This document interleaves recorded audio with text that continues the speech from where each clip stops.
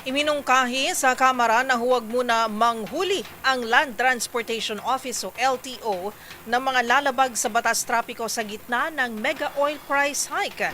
Tutol naman ditong LTO at anila ay walang mahuhuli kung walang lalabag ng mga motorista. Ang mga detalye hatid ni Raymond o ni Milky Rigunan.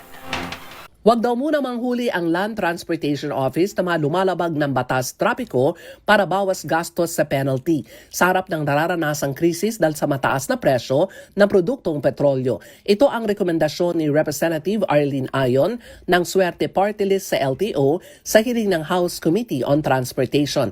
Hirit ni Ayon baka pwede munang no apprehension sa loob ng 2 hanggang 3 linggo habang pinapasa ng mga motorista ang mataas na presyo ng produktong petrolyo. Partikular na gustong ilibre muna ni Ayon sa panghuhuli ay ang mga single motor dahil karaniwan umano itong ginagamit ng mga magulang sa paghahatid sa kanilang mga anak sa eskwelahan.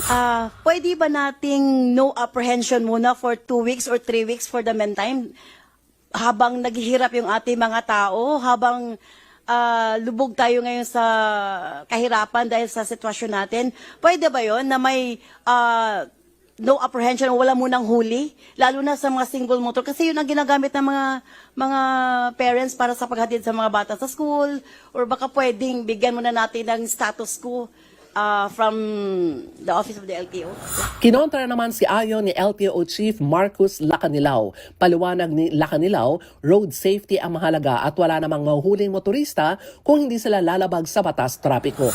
Ma'am, road safety po ito eh. Yung mga ina-apprehend po namin, yung may mga violations. So kung magko-comply po yung mga kababayan po natin at hindi sila gumagawa po ng mga traffic violations, wala po silang problema sa amin sa LTO. Para sa MBC TV Network News, ako si Milky Rigunan. Una sa Pilipinas, una sa Pilipino.